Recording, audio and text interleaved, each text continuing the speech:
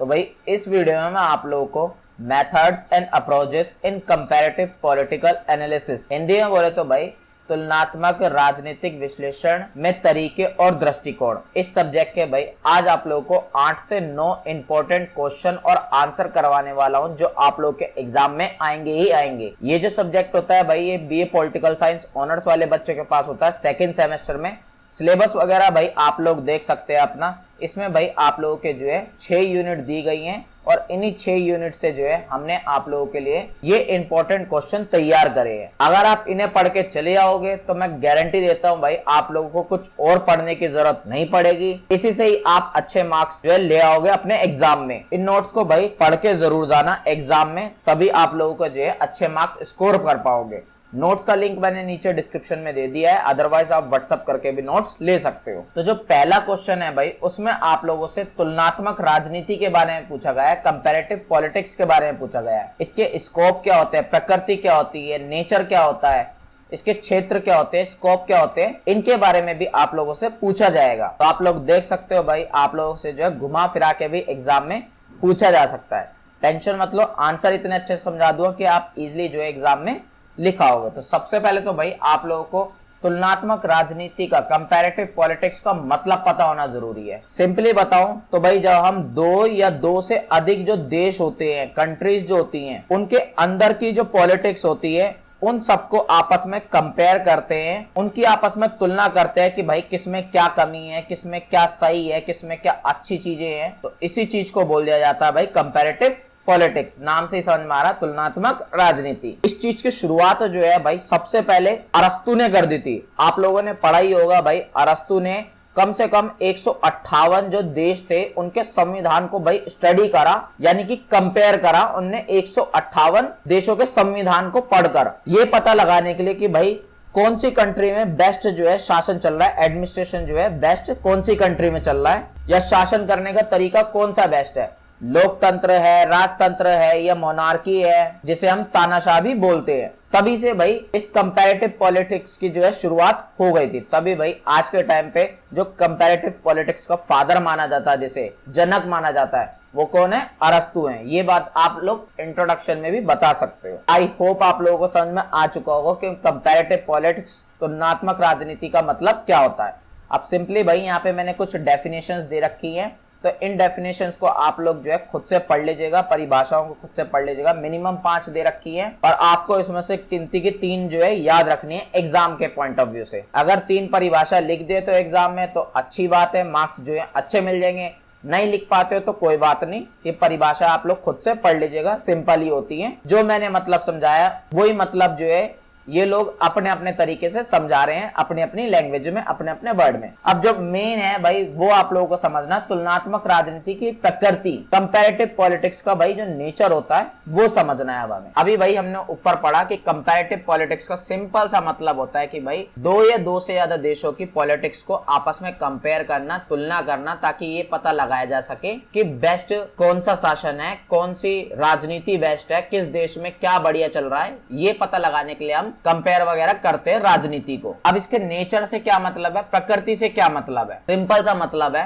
अब आप लोगों को ये जानना है कि अब ये कौन कौन से तरीके अपनाता है कंपैरिजन करने के लिए, तुलना करने के लिए। तो जो पहला तरीका है भाई वो है भाई वैज्ञानिक अध्ययन की प्रवृत्ति। इंग्लिश में भाई आप इसे टेंडेंसी टूवर्ड्स साइंटिफिक स्टडी बोल सकते हो। ये जो कंपैरेटिव पॉलिटिक्स सब्जेक्ट है इसमें भाई जब कंपेयर वगैरह किया जाता है, देशों की राजनीति को तुलना की जाती है, तो ऐसे ही तुलना नहीं कर देते, ऐसे ही कंपेयर नहीं कर देते, बल्कि साइंटिफिक वे का यूज करते हैं। कैसे? वो लोग ये देखते हैं कि भाई इसमें फैक्ट क्या है। ऐसा नहीं है कि कुछ भी चीज कुछ भी मान लेंगे, नहीं, फैक्ट ढूंढते हैं कि भाई फैक्ट क्या है, उसके बेसिस पे कंपेयर करेंगे। इसके साथ साथ भाई डेटा वगैरह जो होता है, आंकड़े जिन्हें आप कह सकते हो, उनके बेसिस पे करते हैं। केस स्टडी वगैरह जो रहती है वो करते हैं भाई। ये सारी चीज करके भाई अलग अलग देशों की पॉलिटिक्स को कंपेयर किया जाता है। उनकी जो संस्थाएं होती है, उनके जो भाई इंस्टीट्यूशंस होते हैं, डिपार्टमेंट बोल सकते हो आप, या बिहेवियर होते हैं, व्यवहार होता है, उन सबका आपस में कंपेयर किया जाता है डेटा वगैरह को कलेक्ट करके, फैक्ट वगैरह जो है उन्हें ढूंढ के और केस स्टडीज वगैरह करके, अच्छे से एनालाइज करके। तो ये जो तरीका है ये साइंटिफिक तरीका कहलाता है, साइंटिफिक वे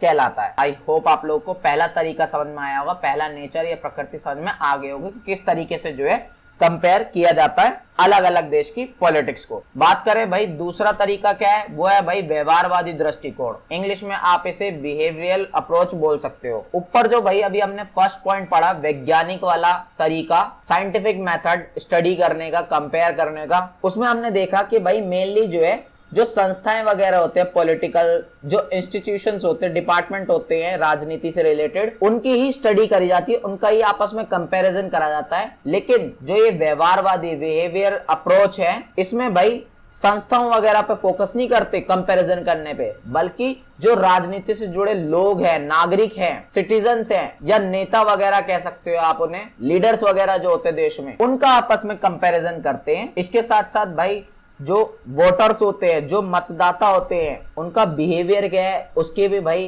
कंपैरिजन करते हैं, उसकी भी स्टडी करते हैं। साथ साथ भाई राजनीतिक सहभागिता, यानी कि लोग कितने राजनीति से जुड़े हुए हैं, पॉलिटिक्स में कितने भाई इन्वॉल्व हैं, उनके बारे में भी स्टडी करी जाती है। और जो जो पॉलिटिकल सोच है भाई लोगों की, जो भी विचारधारा है, जो भी अप्रोच है उनकी भी स्टडी की जाती है। और जो आंदोलन वगैरह करते हैं लोग, उन सब की भी स्टडी वगैरह करी जाती है। मेनली भाई इसमें जो है नागरिकों पर ज्यादा फोकस किया जाता है स्टडी करने के लिए, कंपेयर करने के लिए। आई होप आप लोग को ये भी समझ में आ गया होगा। तीसरा भाई जो मेथड है, इसे हम तुलनात्मक विश्लेषण की विधि कहते हैं। इंग्लिश में भाई आप इसे मेथड ऑफ कंपैरेटिव एनालिसिस बोल सकते हो। इस तीसरे मेथड में भाई सिंपली क्या किया जाता है, दो या दो से ज्यादा जो देश होते हैं उनके भाई आपस में कंपैरिजन किया जाता है। अभी तक जो दो अप्रोच पढ़े, कंपैरिजन उनमें भी किया जाता है, लेकिन इस तीसरे मेथड में भाई अलग अलग देशों को कंपेयर किया जाता है। उनका जो टाइम पीरियड रहा है ना, उनको कंपेयर किया जाता है, और उनमें अलग अलग टाइम पे जो जो सिस्टम रहा है, राजनीतिक पॉलिटिकल जो भी सिस्टम रहा है,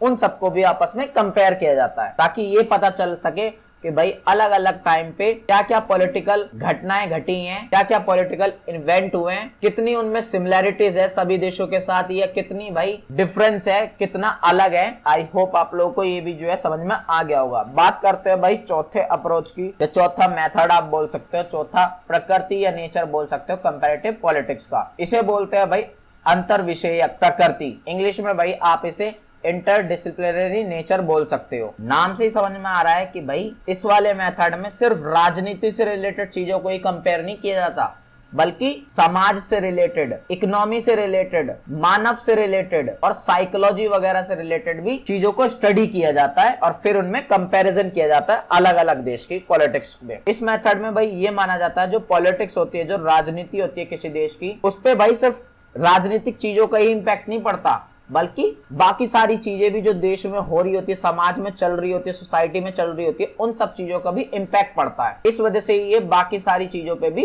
फोकस करता है, बाकी सारे सब्जेक्ट्स पे भी स्टडी करता है, और फिर जाके जो है कंपैरिजन करता है पॉलिटिक्स में। आप लोगों को ये भी समझ में आ चुका होगा। बात करते हैं भाई फिफ्थ पॉइंट की, विकासशील और विकसित देशों दोनों पर ध्यान। इंग्लिश में आप बोल सकते हो focus on both developing and developed countries. जैसा कि भाई इसके भी नाम से समझ में आ रहा है, इसमें भी भाई जो विकासशील देश होते हैं और जो विकसित देश होते हैं, डेवलपिंग और जो डेवलप्ड कंट्रीज होती हैं, उनका आपस में कंपैरिजन करा जाता है, ताकि ये पता लगाया जा सके कि जो डेवलप्ड कंट्रीज है उनमें तो भाई सब कुछ जो है परफेक्ट चल रहा है, लेकिन जो डेवलपिंग कंट्रीज हैं, जो अभी डेवलप हो रही हैं, उनमें भाई परफेक्ट तरीके से चीजें नहीं हो पा रही हैं। तो इसके पीछे रीजन क्या है, कारण क्या है इस चीज के। अब जब कारण पता लग जाएंगे तो सॉल्यूशंस भी पता लग जाएंगे। तो ये सब चीजों करने के लिए कंपैरिजन किया जाता है। लास्ट है भाई हमारा 6 पॉइंट, जो है सैद्धांतिक निर्माण और भविष्यवाणी की क्षमता। इंग्लिश में बोले तो भाई theory building and predictive capabilities. इसके भाई नाम से समझ में आ रहा है कि इसमें क्या है, अलग अलग थ्योरीज जो होती है ना, उनको कंपेयर किया जाता है, और उनको कंपेयर करने के बाद भाई प्रिडिक्शन की जाती है फ्यूचर की, भविष्यवाणी करी जाती है। एक तरीके से अंदाजा लगाया जाता है कि क्या चीजें क्या हो सकती हैं फ्यूचर में। आई होप आप लोगों को जो है नेचर जो है बहुत अच्छे से समझ में आ गया होगा। नेचर का मतलब सिंपली यही है, प्रकृति का मतलब सिंपली यही है कि भाई जो कंपैरेटिव पॉलिटिक्स ये सब्जेक्ट है हमारा, तुलनात्मक राजनीति, इसमें भाई किन किन तरीकों का यूज किया जाता है कंपैरिजन करने के लिए, तुलना करने के लिए, जो मैंने आप लोगों को बहुत अच्छे से समझाई दी है। अब भाई हमें जो मेन पढ़ना है वो पढ़ना है भाई तुलनात्मक राजनीति के क्षेत्र, या आप कंपैरेटिव पॉलिटिक्स के स्कोप भी बोल सकते हो। ऊपर भाई हमने तरीके समझे कि किन किन तरीकों से कंपेयर किया जाता है। अब भाई हमें ये समझना है कि अब किन चीजों को कंपैरिजन किया जाता है। तो सबसे पहले तो भाई जो राजनीतिक संस्थाएं होती हैं, जो पॉलिटिकल इंस्टीट्यूशंस होते हैं, उनका भाई कंपैरिजन किया जाता है अलग अलग देशों के कंपैरेटिव पॉलिटिक्स में, तुलनात्मक राजनीति में। जैसे कि भाई देशों में संसद वगैरह होती है, कार्यपालिका होती है, न्यायपालिका होती है, नौकरशाही होती है। इंग्लिश में बोले तो भाई लेजिस्लेचर होता है, एग्जीक्यूटिव होती है, जुडिशरी होती है, ब्यूरोक्रेसी होती है। इन सब का जो है आपस में कंपैरिजन किया जाता है कि इन सब का स्ट्रक्चर क्या है भाई, बनावट कैसे हो रखी है, ये काम कैसे करती हैं सारे डिपार्टमेंट, इंस्टीट्यूशंस या आप संस्थाएं भी बोल सकते हो। और इस चीज से भाई इम्पैक्ट क्या पड़ता है, ये सब चीजें भी पता लगाने की कोशिश की जाती है। और क्या स्टडी किया जाता है भाई कंपैरेटिव पॉलिटिक्स में, तुलनात्मक राजनीति में?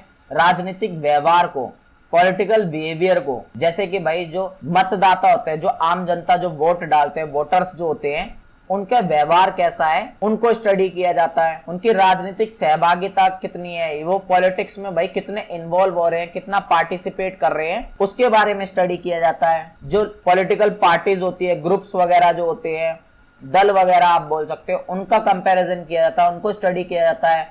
जो चुनाव वगैरह होते हैं देश में, उन सबको कंपैरिजन किया जाता है, उनको स्टडी किया जाता है। बात करें और क्या स्टडी किया जाता है, तो भाई राजनीतिक संस्कृति और समाजीकरण। इंग्लिश में बोले तो भाई political culture and socialisation. Simply बोलूं तो भाई अलग अलग देशों में पॉलिटिक्स को लेकर लोगों में क्या क्या भाई विश्वास है, कैसे बिलीफ्स हैं, क्या मानते हैं भाई पॉलिटिकल को लेकर लोग, उनकी वैल्यूज करते भी हैं, नहीं भी करते, उनका विचार क्या है, उनका दृष्टिकोण क्या है पॉलिटिक्स को लेकर। इन सब चीजों की स्टडी करी जाती है कंपैरेटिव पॉलिटिक्स में, तुलनात्मक राजनीति में। इसके साथ साथ जो उस देश में, उस समाज में परिवार होते हैं, या स्कूल्स वगैरह होते हैं, इंस्टीट्यूशंस वगैरह होते हैं, मीडिया वगैरह होती है, या धार्मिक संस्थाएं होती हैं, या रिलीजियन इंस्टीट्यूट्स होते हैं, इन सब का भी भाई स्टडी की जाती है, ये पता लगाने के लिए कि भाई पॉलिटिक्स पे इनका क्या इम्पैक्ट पड़ता है, या पॉलिटिक्स का इन चीजों पर क्या इम्पैक्ट पड़ता है। बात करें भाई आगे और क्या चीजें पढ़ी जाती है कंपैरेटिव पॉलिटिक्स में, तुलनात्मक राजनीति में? राजनीतिक विकास और आधुनिकीकरण। इंग्लिश में बोले तो भाई पॉलिटिकल डेवलपमेंट और मॉडर्नाइजेशन। ऊपर मैं आप लोगों को बता ही चुका हूं। इसमें भाई जो डेवलपिंग कंट्रीज होती हैं और जो डेवलप्ड कंट्री होती है, जो विकास कर चुकी हैं और जो विकास कर रही हैं कंट्री, उनके बीच में आपस में कंपैरिजन किया जाता है, उनकी स्टडी करी जाती है अच्छे से। और क्या पढ़ा जाता है भाई कंपैरेटिव पॉलिटिक्स में? लोकतंत्र के बारे में, डेमोक्रेसी के बारे में और अधिन्यायवाद के बारे में। डेमोक्रेसी भाई सबको पता है, लोकतंत्र सबको पता है, और ये जो भाई हमारा अधिन्यायवाद है, ऑथोरिटेरियज्म है, ये भी भाई एक तरीके का जो है शासन करने का ही तरीका है, एडमिनिस्ट्रेशन करने का ही तरीका है, जिन्हें हम भाई नॉर्मल लैंग्वेज में तानाशाह वगैरह भी कहते हैं। तो इन दोनों में भाई कंपैरिजन किया जाता है कंपैरेटिव पॉलिटिक्स में, तुलनात्मक राजनीति में, कि इन दोनों के भाई जो सिस्टम है वो कैसे हैं, जो स्ट्रक्चर है सिस्टम का वो कैसा है, काम जो है भाई दोनों में कैसे चलते हैं और क्या इम्पैक्ट पड़ता है दोनों का, इन सब का भी कंपैरिजन किया जाता है, स्टडी की जाती है। इसके साथ साथ भाई जो हमारी पॉलिसीज होती है, फिर चाहे भाई वो पब्लिक पॉलिसी हो या गवर्नेंस पॉलिसी हो, उनका भी कंपैरिजन जो है किया जाता है, उनकी भी स्टडी करी जाती है कंपैरेटिव पॉलिटिक्स में, तुलनात्मक राजनीति में। और इन पॉलिसीज की भाई प्रोसेस क्या है बनाने का, इनके बारे में भी स्टडी करी जाती है।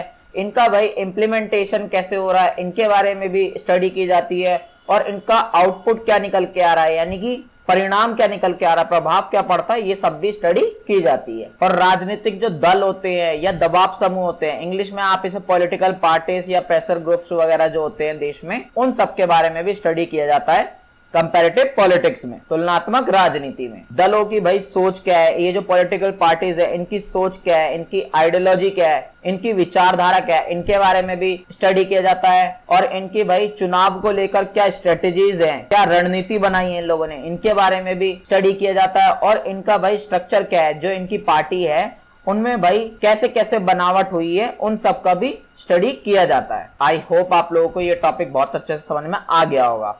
लास्ट में बस भाई आप लोग निष्कर्ष या कंक्लूजन ऐड कर दीजिएगा, आप लोगों का आंसर यहाँ पे कंप्लीट होता है। तो भाई सेकंड क्वेश्चन में आप लोगों से यूरो केंद्रवाद के बारे में जो है पूछा जाएगा। इंग्लिश में इसे भाई यूरो सेंट्रिज्म बोलते हैं। साथ ही साथ भाई आप लोगों से इसके सॉल्यूशंस भी पूछ लेगा कि इसकी वजह से जो इश्यूज वगैरह है उसको भाई एड्रेस करने के क्या वे हैं, उसको सॉल्व करने के क्या तरीके हैं। क्वेश्चन को घुमा फिरा के भी आप लोगों से पूछा जा सकता है, तो टेंशन मत लो, आंसर इतने अच्छे से समझा दूंगा कि आप इजिली एग्जाम में लिखाओगे। तो सबसे पहले तो भाई आप लोगों को यूरो केंद्रवाद या यूरोसेंट्रिज्म का मतलब पता होना जरूरी है। तो मैंने भाई आप लोगों को ऊपर वाले क्वेश्चन में समझाया था कि जो एक कंपैरेटिव पॉलिटिक्स हम पढ़ रहे हैं सब्जेक्ट, ये तुलनात्मक राजनीति आप हिंदी में बोल सकते हो। इसमें भाई तुलना करने के लिए, कंपैरिजन करने के लिए जो है अलग अलग तरीके होते हैं, अलग अलग मेथड होते हैं जिससे कंपेयर किया जाता है और फिर जो है बताया जाता है कि क्या चीज अच्छी है किस देश में और क्या चीज बुरी है। ये मैंने आप लोगों को नेचर में पढ़ाया था ऊपर, प्रकृति जब पढ़ा रहा था तब आप लोगों को ये चीज पढ़ाई थी मैंने कि अलग अलग मेथड होते हैं, अलग अलग तरीके होते हैं। सिमिलरली भाई ये भी एक तरीका है कंपैरिजन करने का, तुलना करने का। यूरो केंद्रवाद या यूरो सेंट्रिज्म आप बोल सकते हो इसे। बेसिकली भाई इसमें क्या होता है, इस अप्रोच में या इस दृष्टिकोण में क्या होता है, जैसे कि नाम से ही पता लग रहा है, यूरोप को ही भाई मेन सेंटर माना जाता है। मेन केंद्र जो है यूरोप को मानते हैं और यूरोप का कंपैरिजन जो है बाकी सारे देशों से करा जाता है। दुनिया में जो बाकी सारे देश हैं उन सब का कंपैरिजन यूरोप से करा जाता है। यूरोप की जो कल्चर है, यूरोप की जो पॉलिटिक्स है, यूरोप की जो सोसाइटी है, समाज है, उन सब का कंपैरिजन यूरोप से करा जाता है। मेन सेंटर इसमें यूरोप ही होता है और कंपैरिजन करने के बाद जो है एक तरीके से यूरोप की ही ज्यादा बड़ाई की जाती है, तारीफें की जाती हैं, उसे अच्छा बताया जाता है दूसरे देशों के कंपैरिजन में। आई होप आप लोगों को ये यूरो केंद्रवाद या यूरो टेररिज्म अप्रोच जो है, आइडियोलॉजी जो है, विचारधारा जो है समझ में बहुत अच्छे से आ गई होगी। अब इसकी भाई कुछ परिभाषाएं भी आप लोग देख लो, डेफिनेशंस देख लो। यहाँ पे भाई मैंने जो है 3 डेफिनेशंस दे रखी है और 3 ही मिनिमम आप लोगों को याद रखनी है एग्जाम में लिखने के लिए। लिख देते हो तो अच्छे मार्क्स मिल जाएंगे, नहीं लिखोगे तो भाई मार्क्स जो है थोड़े कम मिल सकते हैं। तो ट्राई करना, अगर याद रहती है तो लिख दीजिएगा, अदरवाइज कोई दिक्कत नहीं है, इन्हें भी आप छोड़ सकते हो। मेन जो आप लोगों को लिखना होता है एग्जाम में वो ये लिखना है भाई कि यूरो केंद्रवाद जो है, यूरो सेंट्रिज्म जो है, इसके मुख्य तत्व क्या है, मुख्य एलिमेंट क्या है, या आप की एलिमेंट भी बोल सकते हो। तो पहला है भाई इतिहास का यूरोपीयकरण, यूरोसेंट्रिक हिस्ट्री। नाम से ही समझ में आ रहा है भाई ये वर्ल्ड के सारे देशों की हिस्ट्री को जो है यूरोप की हिस्ट्री के साथ कंपैरिजन करते हैं और यूरोप की हिस्ट्री को जो है बढ़िया बताने की कोशिश करते हैं। एग्जाम्पल के तौर पे भाई जो औपनिवेशवाद इन लोगों ने करा था, कॉलोनाइज करा था, दूसरे देशों को गुलाम बनाया था यूरोप के देशों ने, तो उस चीज को भाई ये अच्छा बताते हैं। और अच्छा बताने के लिए क्या बोलते हैं, ये कहते हैं कि भाई हमने जो है सभ्यता का प्रसार करा है, सिविलाइजेशन को बढ़ाया है बाकी देशों में। क्योंकि जो बाकी देश जिनमें हमने कब्जा करा था, जिन्हें हमने गुलाम बनाया था, वहां पे भाई लोग जो है सिविलाइज्ड नहीं थे, सभ्य नहीं थे, उनको रहने सहने किसी भी चीज को करने का कोई ढंग वगैरह नहीं था।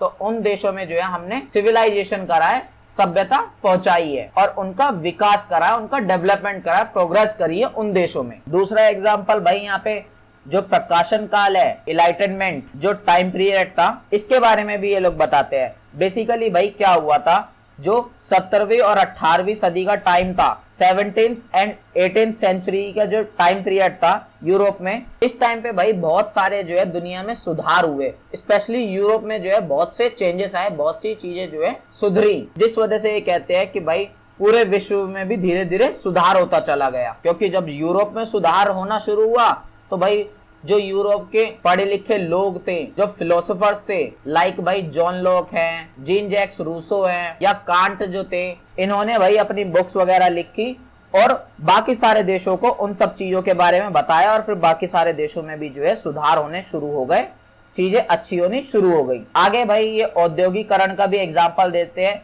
इंडस्ट्रियलाइजेशन का भी एग्जाम्पल देते हैं। क्योंकि जो औद्योगिकरण जो हुआ था सबसे पहले यूरोप में हुआ था, तो ये कहते हैं इसी वजह से जो है पूरे विश्व में साइंस का डेवलपमेंट हुआ है, विज्ञान जो है धीरे धीरे उसका विकास हुआ पूरे विश्व में। कहने का मतलब यही है कि भाई जो हिस्ट्री है ना भाई, सबको ये यूरोपीकरण कर देते हैं, यूरोसेंट्रिक कर देते हैं। पूरी हिस्ट्री को भाई यूरोप की हिस्ट्री के साथ जोड़ देते हैं और यूरोप की हिस्ट्री को ही बेस्ट बताते हैं कंपैरिजन करके। अगला भाई की एलिमेंट क्या है इनका, संस्कृति का यूरोपीकरण, यूरोसेंट्रिक कल्चर। नाम से भाई ये भी समझ में आ रहा होगा आप लोगों को, इसमें क्या किया जाएगा, बेसिकली जो कल्चर वगैरह होगी भाई पूरे विश्व की, दूसरे देशों की, उन सबको जो है यूरोप के साथ कंपेयर किया जाएगा और फिर जो है सारा क्रेडिट यूरोप की कल्चर को ही दे दिया जाएगा और यूरोप के कल्चर को बेस्ट बता दिया जाएगा। तो मैं अब जो है आप लोग को ये सब चीजें डेप्थ में नहीं पढ़ाऊंगा, क्योंकि नाम से ही आप लोगों को ये सब चीजें बहुत अच्छे समझ में आ गई होंगी। इन्हें आप बना के इजिली लिख पाओगे, बस एग्जाम्पल्स देख लीजिए। पहला एग्जाम्पल यही है कि भाई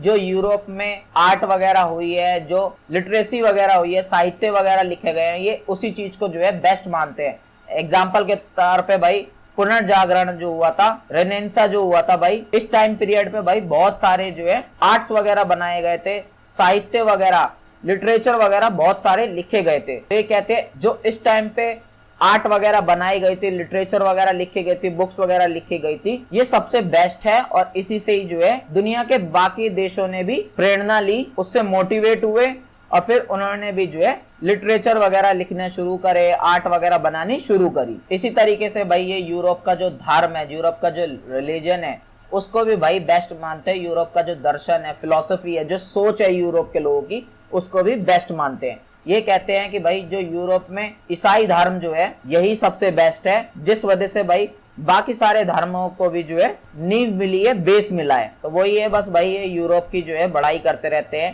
पहले हिस्ट्री से रिलेटेड बढ़ाई करी, फिर कल्चर से रिलेटेड, और अब भाई ये लोग जो है राजनीति और आर्थिक व्यवस्था का भी यूरोपीकरण करेंगे, यानी कि Eurocentric political and economic system. Basically भाई अब ये बताएंगे कि जो यूरोप का पॉलिटिकल सिस्टम है और यूरोप के जो भाई अर्थव्यवस्था है, इकोनॉमी है, वो वर्ल्ड के भाई सारे देशों के लिए जो है एक तरीके से बेस का काम करती है और उन सबसे बेस्ट है। ये कहते हैं कि भाई जो पॉलिटिकल सिस्टम है, यहाँ पे भाई लोकतंत्र है, डेमोक्रेसी है यूरोप में, और यूरोप में ही भाई सबसे पहले जो है स्वतंत्रता, मानवाधिकार जो है, जिन्हें हम इंग्लिश में भाई फ्रीडम या ह्यूमन राइट्स बोलते हैं, इन सबको जो है बहुत ज्यादा माना जाता है। और सबसे पहले इन चीजों की शुरुआत जो है ये यूरोप से ही हुई थी। तो ये कहते हैं ये सारी चीजें धीरे धीरे जो है दुनिया के बाकी देशों में पूछी है यूरोप से ही, और फिर जाके जो है दुनिया के बाकी सारे देशों का भी सिस्टम सुधर पाया, पॉलिटिकल सिस्टम या राजनीतिक प्रणाली अच्छी हो पाई है। आगे भाई ये इकोनॉमिक सिस्टम की बात करते हैं।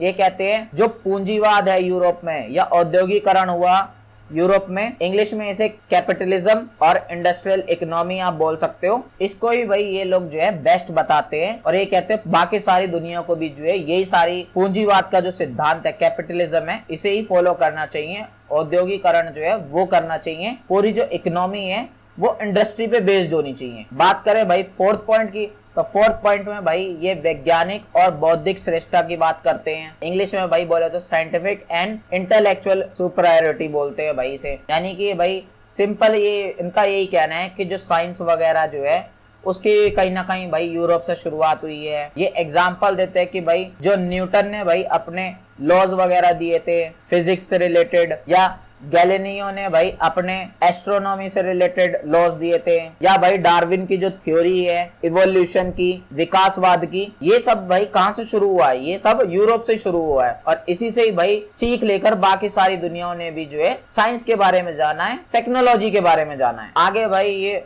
औपनिवेशिक दृष्टिकोण और उपनिवेशवाद की बात करते हैं। इंग्लिश में भाई आप इसे कॉलोनाइजलिज्म बोल सकते हो या इंपेरियलिज्म बोल सकते हो। बेसिकली भाई जो यूरोप के देशों ने कॉलोनाइज किया था, इंपेरियलिज्म किया था, भारत जैसे देशों पे, बहुत सारे देशों पे उन्हें गुलाम बनाया था, तो भाई उस चीज को ये सही ठहराने की बात करते हैं। ये कहते हैं कि हमने उन सारे देशों में जो है सभ्यता पहुंचाई है, उन्हें सभ्य बनाया, उन्हें जो है कॉलोनाइज किया, उन्हें रहना सिखाया, अच्छे से सिविलाइज किया, उनका डेवलपमेंट किया है, तभी वो लोग जो है आज के टाइम पे इतने बड़े देश बन के निकल रहे हैं। जैसे कि एग्जाम्पल के तौर पे भारत बोल सकते हैं। वो ये भाई अपनी जो है बड़ाई करे जा रहे हैं, बस अपनी बातों को सही ठहराए जा रहे हैं। आई होप आप लोगों को भाई ये यूरो सेंट्रिज्म जो है समझ में आ चुका होगा। बेसिकली भाई इस अप्रोच में, इस दृष्टिकोण में यूरोप की ही बढ़ाई की जाती है, यूरोप को ही मेन सेंटर माना जाता है, जैसे कि इसके नाम में दिख रहा है भाई यूरो केंद्रवाद। तो यही सारी बातें जो है आप लोग को बना के लिखनी है, कोई रट्टे मार के जो है आप लोग को नहीं जाना है। आई होप आप लोग ये चीज जो है समझ चुके होंगे। अब इसके भाई समाधान के आप लोगों को तरीके पता होने जरूरी है। अब तरीके भाई सॉल्यूशन क्यों पता होने चाहिए, समाधान के तरीके क्यों पता होना चाहिए? क्योंकि भाई जो हम ये कंपैरेटिव पॉलिटिक्स पढ़ रहे हैं, इसमें भाई ये यूरोपिज्म जो है या यूरो सेंट्रिज्म जिसे हम बोलते हैं, यूरो केंद्रवाद जो बोलते हैं, इसको बहुत ज्यादा जो है बढ़ावा दिया जाता है, क्योंकि हर जगह जो है हर चीज यूरोप से ही मेनली जो है कंपेयर की जाती है। तो इसका सॉल्यूशन भाई होना बहुत ज्यादा जरूरी है कंपैरेटिव पॉलिटिक्स में। तो वो सॉल्यूशन भाई आप लोगों को पढ़ने हैं स्टेप बाय स्टेप, जिसमें पहला तरीका है भाई मल्टीपल दृष्टिकोण, मल्टीपल पर्सपेक्टिव जो है आप बोल सकते हो। नाम से ही समझ में आ रहा है, इसमें सिंपली ये सॉल्यूशन दिया जा रहा है कि भाई अगर हम यूरोप को ही सेंटर मान के सारे कंपैरिजन करते रहेंगे तो इससे भाई कुछ नहीं होगा, सब कुछ यूरोप की ही बढ़ाई होती रहेगी। इसकी बजाय भाई हमें क्या करना चाहिए, बाकी सारे देशों को भी जो है थोड़ा बहुत स्टडी करना चाहिए भाई, उनकी हिस्ट्री क्या रही है, उनकी इकोनॉमी क्या रही है, उनका पॉलिटिकल सिस्टम क्या रहा है, उनका कल्चर क्या है, उन सबको भी जो है हमें अच्छे से स्टडी करना चाहिए और फिर जो है हमें सब चीजों को एक साथ कंपैरिजन करना चाहिए। ऐसा नहीं है कि भाई एक ही यूरोप को ही सेंटर मान के जो है कंपैरिजन करे जा रहे हैं, ऐसा नहीं होना चाहिए, बल्कि हमें अलग अलग जो है दृष्टिकोण अपनाने चाहिए, पर्सपेक्टिव अलग अलग अपनाने चाहिए, अलग अलग देशों की स्टडी करनी चाहिए। एग्जाम्पल के लिए भाई आप लोग ये बता सकते हो, जैसे जब भी लोकतंत्र की बात होती है तो भाई हम पश्चिमी देशों की बजाय यानी कि यूरोप की एग्जाम्पल देने की बजाय भारत का एग्जाम्पल दे सकते हैं, ब्राजील का एग्जाम्पल दे सकते हैं या दक्षिण अफ्रीका वगैरह का एग्जाम्पल दे सकते हैं। उन देशों के साथ कंपेयर कर सकते हैं यूरोप के साथ कंपैरिजन करने की बजाय। आई होप आप लोगों को ये चीज जो है समझ में आ गई होगी। दूसरा सॉल्यूशन क्या है भाई, पोस्ट कॉलोनियल थ्योरी। बेसिकली भाई एक ऐसा तरीका है, इसमें भाई क्या करा जाता है, जो यूरोप के देशों ने बाकी सारे देशों को गुलाम वगैरह बनाया था और उन पर भाई अपनी चीजें थोपी थी बहुत सारी, तो उन सब की जो है ये स्टडी करता है और उन सब का पता लगाता है कि भाई यूरोप के देशों ने क्या क्या करा, उन सब चीजों पे क्या प्रभाव पड़ा। बेसिकली ये यूरोप की जो है सच्चाई बताता है कि यूरोप ने क्या क्या गलत करा उन सारे देशों के साथ और उसको क्या नेगेटिव इम्पैक्ट पड़ा उन सारे देशों पे, ये सब चीजें बताने की कोशिश करता है। तो अगर हम इस मेथड को अपनाएंगे तो हमारा जो है यूरो केंद्रवाद से छुटकारा मिलेगा, यूरोसेंट्रिज्म से छुटकारा मिल पाएगा। आई होप आप लोग ये चीज भी समझ चुके होंगे। तीसरा भाई सॉल्यूशन हम बात करें तो भाई वैश्विक दक्षिण की भूमिका, आप इंग्लिश में से बोल सकते हो role of the global south. सबसे पहले तो भाई ये वैश्विक दक्षिण में आते कौन है, ग्लोबल साउथ में आते कौन है, वो जान लो आप लोग। एशिया, अफ्रीका, लैटिन अमेरिका, ये सारे देश जो है या ये सारे महाद्वीप जो है आते हैं भाई इस ग्लोबल साउथ के एरिया में, वैश्विक दक्षिण के एरिया में। अब सिंपली भाई इस मेथड में ये बताया गया है कि हमें जो है अगर कंपैरेटिव पॉलिटिक्स करनी है तो जो एशिया, अफ्रीका या अमेरिका के जो देश वगैरह है इन सब पे जो है सेंटर मान के करना चाहिए, ना कि यूरोप को सेंटर मान के। क्योंकि देखा जाए तो भाई इन जगहों पे बहुत सारे देश ऐसे हैं जिन पे भाई यूरोप का कोई भी जो है इन्फ्लुएंस नहीं रहा है, कोई भी प्रभाव जो है नहीं पड़ा है। बहुत सारे देश ऐसे हैं जिसको यूरोप ने गुलाम वगैरह नहीं बनाया है। तो हमें उन सारे देशों को जो है कंपेयर करना चाहिए बाकी सारे देशों से, तभी जो है हम यूरो केंद्रवाद को, यूरोसेंट्रिज्म को कम कर पाएंगे कंपैरेटिव पॉलिटिक्स से। बाकी भाई आगे जो है फोर्थ मेथड ये है कि भाई आप लोगों के पास जो है विकास का वैकल्पिक दृष्टिकोण होना बहुत जरूरी है, अल्टरनेटिव डेवलपमेंट मॉडल। कहने का मतलब ये है कि भाई कि ये जो भाई हम डेवलप कर रहे हैं या ये जो हम विकास वगैरह कर रहे हैं तो भाई हम यूरोप के ही ज्यादातर जो है स्टैंडर्ड वगैरह को यूज करते हैं, उनके ही जो मेजरमेंट है उनको ही ज्यादा यूज करते हैं, उनको ही जो है मेनली मानते हैं, उनके जो तौर तरीके हैं उन्हें ही अपनाने की कोशिश करते हैं, उनसे ही भाई मोटिवेट होते हैं, उनसे ही इंस्पायर होते हैं और फिर डेवलप करने की कोशिश करते हैं। तो ऐसा भाई नहीं होना चाहिए, इसकी बजाय हमारे पास जो है कोई अल्टरनेटिव तरीका होना चाहिए, मेथड होना चाहिए, तभी ये चीज जो है कम हो पाएगी। आगे भाई जो पांचवा तरीका है वो ये है कि भाई हमें जो है जो लोकतंत्र है और जो मानवाधिकार है यानी कि डेमोक्रेसी जो है और जो ह्यूमन राइट्स है इनका भाई दोबारा से मूल्यांकन करना चाहिए, री इवेल्यूशन जो है करना चाहिए हमें दोबारा से। यूरोप के लोग भाई ये कहते हैं ना, ये यूरोप केंद्रवाद या यूरोसेंट्रिज्म ये कहता है कि इन दोनों चीजों की शुरुआत जो है ये यूरोप से ही हुई है। तो हमें इस चीज का जो दोबारा से मूल्यांकन करना चाहिए, दोबारा से री इवेल्यूशन करना चाहिए कि ये चीज भाई शुरुआत जो है ये यूरोप से नहीं हुई है, बल्कि ये चीजें पहले से ही थी और ये चीज हमारे को जो है बस पता नहीं है। तो रिवॉल्यूशन करेंगे तो भाई हमें जो है इन सब चीजों का दोबारा से पता चलेगा कि इन सब चीजों की शुरुआत कैसे हुई है और जो भी भाई इनके मूल्य हैं, जो भी इनके भाई वैल्यूज हैं, वो फिर भाई हमें जो है यूरोप वाली नहीं माननी पड़ेगी। आगे बात करें भाई सिक्स्थ सॉल्यूशन की, तो सिक्स्थ सॉल्यूशन में भाई आप लोग ये बता सकते हो जो सामाजिक न्याय और समानता जो है उस पर फोकस किया जाना चाहिए, हमें सोशल जस्टिस और इक्वालिटी पे फोकस करना चाहिए। हम भाई कंपैरेटिव पॉलिटिक्स में यूरो केंद्रवाद को इंपॉर्टेंस ज्यादा देते रहते हैं, यूरोसेंट्रिज्म को बहुत ज्यादा इंपॉर्टेंट मानते हैं, उसी को सेंटर मान के जो है कंपैरेटिव पॉलिटिक्स करते हैं। ऐसा नहीं होना चाहिए भाई, हमें जो है कंपैरेटिव पॉलिटिक्स करनी है तो मेन फोकस जो होना चाहिए, मेन सेंटर जो होना चाहिए हमारा, वो सामाजिक न्याय का होना चाहिए, इक्वालिटी जो है वो मेन सेंटर होना चाहिए। उन सबको मेन सेंटर मान के जो है कंपैरेटिव पॉलिटिक्स हमें करनी चाहिए। हमें भाई सभी देशों में जो है जो भी इक्वालिटी या इनइक्वालिटी हो रही है उन सब चीजों को समझना चाहिए, जो भी समानता असमानता होती है उन सब चीजों को समझना चाहिए, उनकी स्टडी करना चाहिए और फिर जाके जो है कंपेयर करना चाहिए। आई होप आप लोगों को जो है सॉल्यूशन भी बहुत अच्छे से समझ में आ गए होंगे। लास्ट में भाई एक निष्कर्ष जरूर ऐड कर दीजिएगा, आप लोगों का आंसर यहाँ पे कंप्लीट हो जाएगा।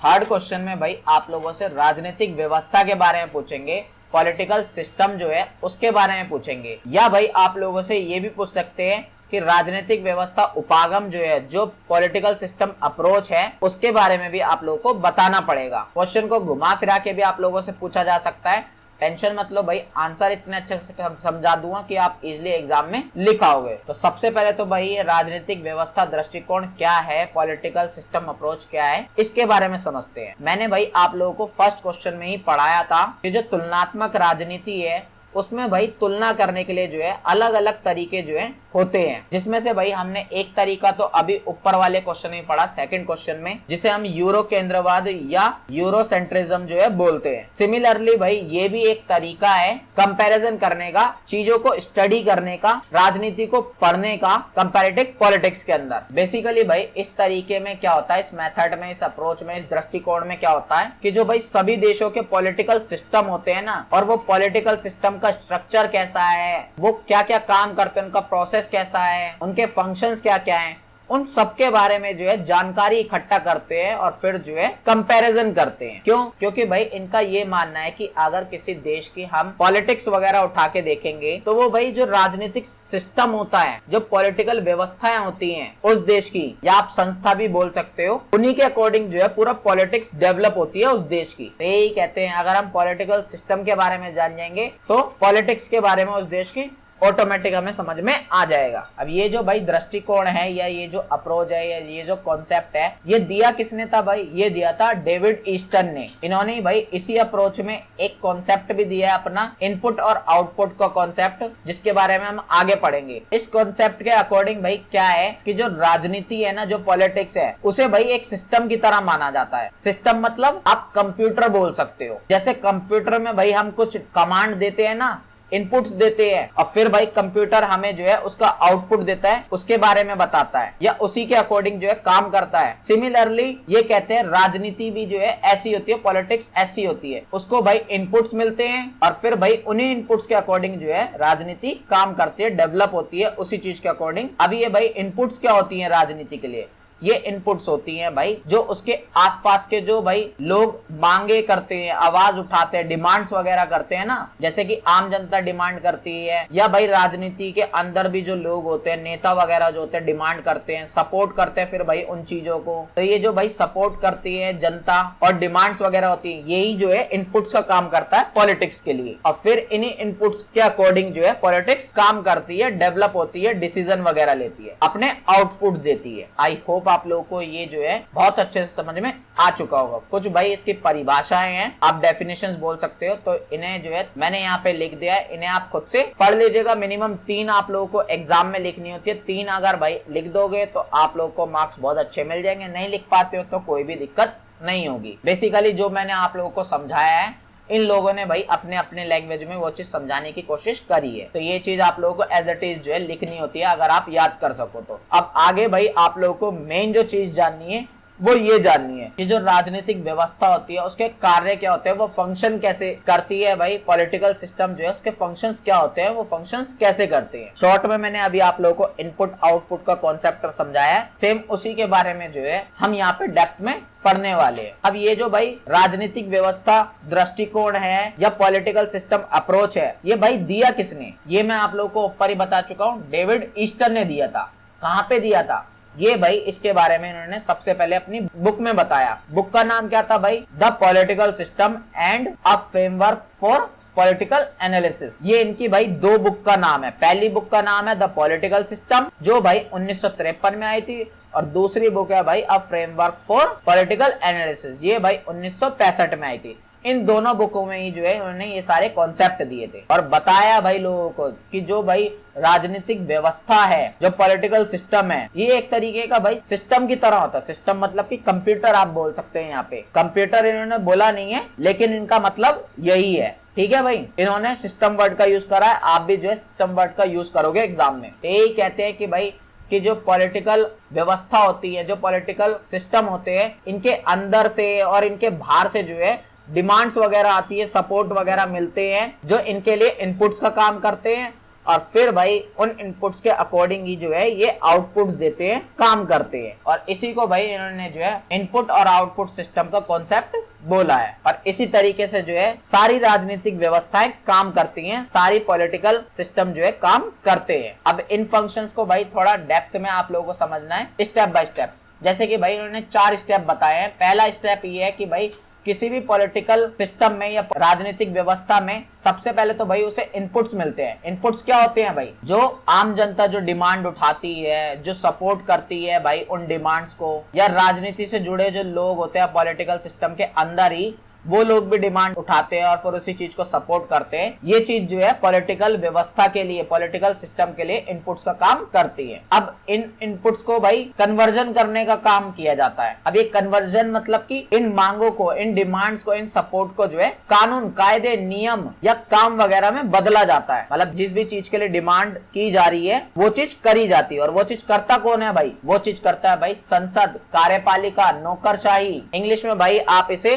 लेजिस्लेचर, एग्जीक्यूटिव और ब्यूरोक्रेसी बोल सकते हो। यही संस्थाएं जो हैं या यही इंस्टीट्यूट आप बोल सकते हो, इन डिमांड्स को, इन सपोर्ट को, इन इनपुट्स को कन्वर्जन करने का काम करती हैं। किस चीज में कन्वर्जन करने का काम करती है? पॉलिसीज में, रूल्स में, लॉज वगैरह में। ये प्रोग्राम्स वगैरह जो देखा होगा आपने, सरकार बहुत से कार्यक्रम वगैरह चलाती है, बहुत से रूल्स लाती है, बहुत से पॉलिसीज वगैरह बनाती है। तो ये सरकार अपने मन से थोड़ी बनाती है, इन चीजों की डिमांड उठती है, इन चीजों को सपोर्ट मिलता है, तभी सरकार करती है ये चीज। आई होप आप लोग कन्वर्जन भी जो है समझ चुके होंगे। इसके बाद जो है आउटपुट होता है भाई, यानी कि भाई जो डिमांड्स वगैरह थी उनका कन्वर्जन कर दिया गया किसमें? उनको बदल दिया गया भाई पॉलिसीज में, रूल में या प्रोग्राम वगैरह में, जो भी सरकार करने वाली है। अब एक्चुअल में भाई वो जब वो चीजें हो जाएंगी तो हम उस चीज को बोल देंगे आउटपुट। और फिर आउटपुट के बाद जो है फीडबैक भी आता है भाई कि ये चीज भाई जनता को कैसी लगी, जिन लोगों ने डिमांड करी थी उन लोगों को पसंद आई भी है या नहीं भी आई है। और जनता ये कैसे बताती है? आलोचनाएं वगैरह करके, विरोध करके या चीजों को सपोर्ट करके, उनकी तारीफें करके। आई होप आप लोगों को ये इनपुट आउटपुट का कॉन्सेप्ट बहुत अच्छे से समझ में आ गया होगा। आगे भाई मैंने राजनीतिक व्यवस्था दृष्टिकोण जो है, जो पॉलिटिकल सिस्टम अप्रोच है, इसके भाई कुछ की फीचर्स ऐड करे हैं, कुछ विशेषताएं हैं, तो ये आप खुद से पढ़ लीजिएगा, ज्यादा इंपॉर्टेंट नहीं है ये, इसे छोड़ भी सकते हो। मेन जो था भाई ऊपर जो हमने इनपुट आउटपुट का कॉन्सेप्ट पढ़ा, मेन आप लोगों को वो लिखना है। ये आप लिखना चाहो लिख दीजिएगा, अदरवाइज इसे छोड़ सकते हो। लास्ट में भाई आप लोगों को जो है आलोचनाएं जरूर लिखनी है। ये लिखोगे तभी आप लोगों का आंसर जो है कंप्लीट माना जाएगा। आलोचनाएं आप बोल सकते हो बुराई निकाली है, कमी वगैरह निकाली है, क्रिटिसिज्म किया है कुछ लोगों ने इस कॉन्सेप्ट का। पहली कमी तो भाई यही निकाली है, कमी निकालने वाले लोगों ने, क्रिटिसाइज करने वाले लोगों ने, कि ये जो भाई कॉन्सेप्ट है इनपुट आउटपुट का, इसमें भाई थोड़ी रियलिटी नहीं है, वास्तविकता नहीं है। क्योंकि ये चीजें भाई जिन देशों में लोकतंत्र वगैरह होता है उन देशों में तो चीजें होती हैं, ये डिमांड वगैरह सुनी जाती है, उसी के अकॉर्डिंग पॉलिटिकल सिस्टम काम करता है। लेकिन जिन देशों में भाई तानाशाह हो, ऑथोरिटेरियन हो, वहां पे भाई ये सारी चीजें जो है नहीं चलती हैं। वहां पे डिमांड्स वगैरह पब्लिक की नहीं सुनी जाती है, बल्कि जो वहां का रूलर होता है, जो वहां का नेता होता है, सिर्फ उसी की चलती है।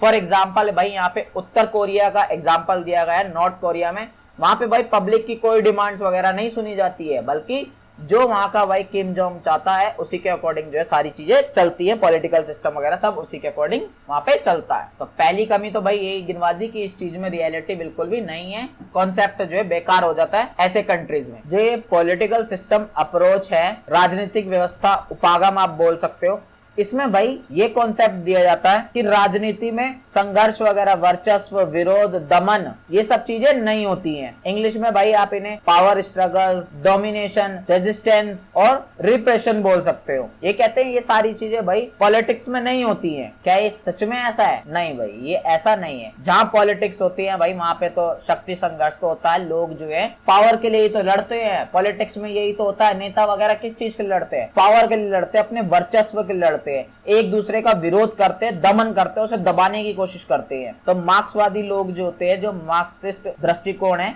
वो भाई ये कमी निकालते हैं इस कॉन्सेप्ट में कि ये जो है भाई इस चीज के लिए गलत है। आगे भाई तीसरी कमी ये निकाली जाती है इसमें, ये जो हमने अभी कॉन्सेप्ट पढ़ा है भाई पॉलिटिकल सिस्टम अप्रोच का, या आप बोल सकते हो राजनीतिक व्यवस्था उपागम या दृष्टिकोण का, इसमें भाई जो देश में संस्कृति जो होती है, जो कल्चर होता है, जो ऐतिहासिक विविधता होती है, डाइवर्सिटीज जो होती है भाई, उन सबको इग्नोर कर दिया जाता है, उन सबको ज्यादा फोकस नहीं किया जाता। ये लोग कहते हैं कि भाई कि जो पॉलिटिकल सिस्टम होता है ना, वो इनपुट और आउटपुट के कॉन्सेप्ट पे चलता है और उसी के अकॉर्डिंग जो है काम करता है। क्या सच में ऐसा है? नहीं भाई। कमी निकालने वाले लोग साफ साफ ये बोलते हैं कि जो उस देश का इतिहास रहा है, उस देश का जो कल्चर रहा है, उस देश का जो समाज है, उन चीजों पर भी भाई डिपेंड होता है उस देश का पॉलिटिकल सिस्टम। फॉर एग्जाम्पल भाई यहाँ पे इन्होंने बोला है कि भारत की जो जाति व्यवस्था है उससे भाई बहुत ज्यादा इन्फ्लुएंस्ड है भारत का पॉलिटिकल सिस्टम, और अमेरिका में भाई नस्लीय मुद्दे हैं, तो अमेरिका का भाई पॉलिटिकल सिस्टम जो है इस चीज से बहुत ज्यादा इन्फ्लुएंस है, जहाँ पे भाई ये इनपुट आउटपुट वाला कॉन्सेप्ट जो है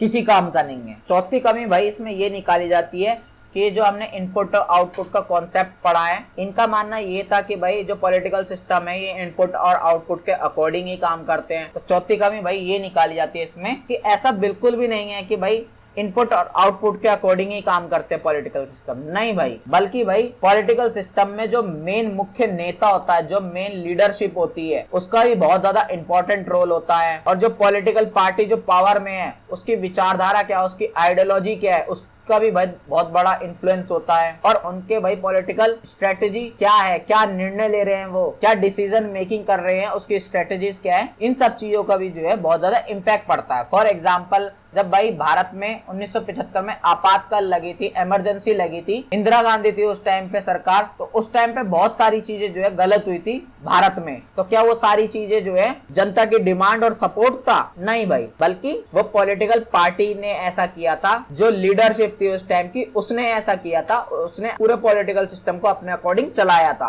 पांचवी कमी भाई ये निकाली है कि जो कॉन्सेप्ट हमने पढ़ा है इनपुट आउटपुट्स वाला या राजनीतिक व्यवस्था वाला, पॉलिटिकल सिस्टम वाला, इसमें भाई ये कहा जाता है कि कोई भी भाई संघर्ष वगैरह नहीं होता पॉलिटिकल सिस्टम में। पॉलिटिकल सिस्टम जो है वो एक भाई जीवित प्रणाली है, उसमें भी लाइफ है, और वो सारी चीजों के साथ जो है अच्छे से कोऑर्डिनेशन बना के चलता है, अच्छे से जो है तालमेल बना के चलता है, जिस वजह से कोई संघर्ष वगैरह नहीं होता, कोई भी जो है वायलेंस वगैरह नहीं होता, प्रोटेस्ट वगैरह जो है नहीं होता, कोई भी अस्थिरता वगैरह जो है नहीं होता है। क्या सच में ऐसा है? नहीं भाई, ऐसा बिल्कुल भी नहीं है। एग्जाम्पल के लिए भाई आप लोग ये बोल सकते हो, जो केजरीवाल ने भाई जन आंदोलन करा था, फिर उसके बाद ही भाई वो दिल्ली में अपनी गवर्नमेंट बना पाए थे, आप लोगों को पता ही होगा। तो उस चीज को भाई ये कहीं ना कहीं जो है गलत ठहराएगा, ये जो कॉन्सेप्ट है। तो क्या वो सच में गलत था? हमारे अकॉर्डिंग नहीं, क्योंकि वो चीज जो है लोकतंत्र के लिए अच्छी थी, डेमोक्रेसी के लिए अच्छी थी। लास्ट भाई कमी ये गिनवाई है कि ये जो इनपुट आउटपुट वाला मॉडल है, ये भाई पॉलिटिकल सिस्टम को जैसा है वैसा ही बनाने की रखने की कोशिश करता है। उसमें भाई कोई चेंजेस वगैरह नहीं होने चाहिए, उसमें कुछ बदलाव वगैरह नहीं होना चाहिए, उसमें कुछ सुधार नहीं होना चाहिए, इस चीज का जो है थोड़ा मना करता है, इस चीज के ऊपर बात नहीं करता है। तो ये चीज तो भाई बिल्कुल ही गलत है। प्रकृति का नियम है भाई बदलाव, वक्त और हालात के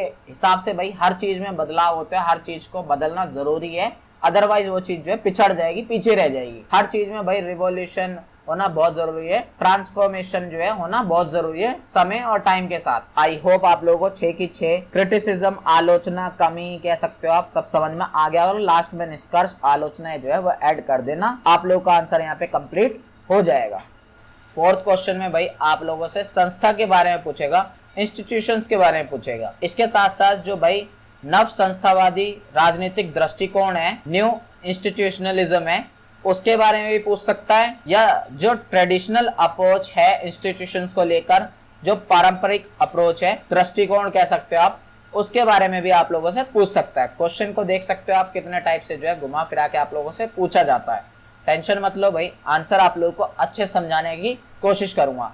सबसे पहले तो भाई इंट्रोडक्शन के रूप में आप लोगों को जो है संस्था का मतलब क्या होता है वो बता देना है, इंस्टीट्यूशन का मीनिंग बता देना है। बेसिकली भाई संस्था या इंस्टीट्यूशन एक ऐसा ऑर्गेनाइज सिस्टम होता है या ऐसा ऑर्गेनाइज्ड व्यवस्था बोल सकते हो आप, जो भाई समाज के जो है अलग अलग काम करता है। जैसे कि भाई समाज में यूनिटी लाने का काम करता है इंस्टीट्यूट या संस्था, स्टेबिलिटी लाने की काम करती है भाई संस्था, या लोगों को कायदे कानून नियम लॉ एंड ऑर्डर के बारे में बताने का काम करता है। अब संस्थाएं भाई बहुत टाइप की हो सकती है, उनके कुछ एग्जांपल्स है, जैसे कि भाई एजुकेशन है, शिक्षा है, यानी कि शिक्षा डिपार्टमेंट होते हैं, एजुकेशन डिपार्टमेंट होते हैं ना, तो वो भी संस्था होते हैं, इंस्टीट्यूट्स होते हैं। सरकार होती है, ये भी एक तरीके की भाई संस्था है, इंस्टीट्यूट है। न्यायपालिका है, परिवार है हमारा, ये भी एक तरीके की संस्था है, इंस्टीट्यूट है। धर्म हो गया, बैंकिंग हो गया, व्यापार हो गया, ये सब भाई संस्थाओं के एक एग्जाम्पल है, इंस्टीट्यूट के एग्जाम्पल है। अब संस्थाएं भी जो है भाई ये दो टाइप की होती हैं, एक होती है भाई फॉर्मल और एक होती है इनफॉर्मल। आप औपचारिक या अनौपचारिक बोल सकते हो, या ऑफिशियल या अनऑफिशियल भी बोल सकते हो। फॉर्मल भाई वो ही जो सरकार वगैरह से रिलेटेड है, हमारे देश की संविधान वगैरह से रिलेटेड है, जैसे कि संविधान, संसद, न्यायपालिका, गवर्नमेंट हो गई, या गवर्नमेंट से रिलेटेड जो जो डिपार्टमेंट, इंस्टीट्यूट या संस्था होती है, वो सब फॉर्मल में आ जाती है, औपचारिक में आ जाते हैं। इनफॉर्मल में भाई जैसे कि परंपराएं हो गई, मान्यताएं हो गई, रीति रिवाज हो गया, धर्म हो गया, भाई हमारा परिवार हो गया, ये सब हमारी इनफॉर्मल में आ जाती है, या आप अनौपचारिक भी बोल सकते हो। आगे भाई मैंने जो है कुछ डेफिनेशंस भी दी हैं, इन्हें लिखना चाहो लिख लीजिएगा, वरना कोई बात नहीं है। मेन जो आप लोगों को लिखना है वो भाई आप लोगों को इनके बारे में बताना है। इंट्रोडक्शन में तो आप कुछ भी लिख सकते हो, संस्था के बारे में बताना है तो बता दीजिएगा, नहीं भी बताना तो भी चल जाएगा। जो पारंपरिक दृष्टिकोण है, जो ट्रेडिशनल अप्रोच है, उसके बारे में बताना है, और जो न्यू अप्रोच है भाई उसके बारे में बताना है, नव संस्थावाद के बारे में बताना है, न्यू इंस्टीट्यूशनलिज्म के बारे में बताना है। दोनों में क्या डिफरेंस होता है ये भी आप लोगों से पेपर में जो है पूछ सकता है, तो मैं दोनों को भाई साथ में पढ़ाने की आप लोगों को कोशिश करूंगा कंपैरिजन करके। तो ये ट्रेडिशनल अप्रोच है, नाम से ही समझ में आ रहा है, परंपरागत है, तो पुराने टाइम पे यूज होता था, पुराने टाइम पे भाई माना जाता था। क्या टाइम पीरियड था भाई इसका? 19वीं शताब्दी से 20वीं शताब्दी तक का। इस टाइम पे जो है ये अप्रोच ज्यादा फेमस था। अब जैसे भाई हमने ऊपर पहले क्वेश्चन में पढ़ा था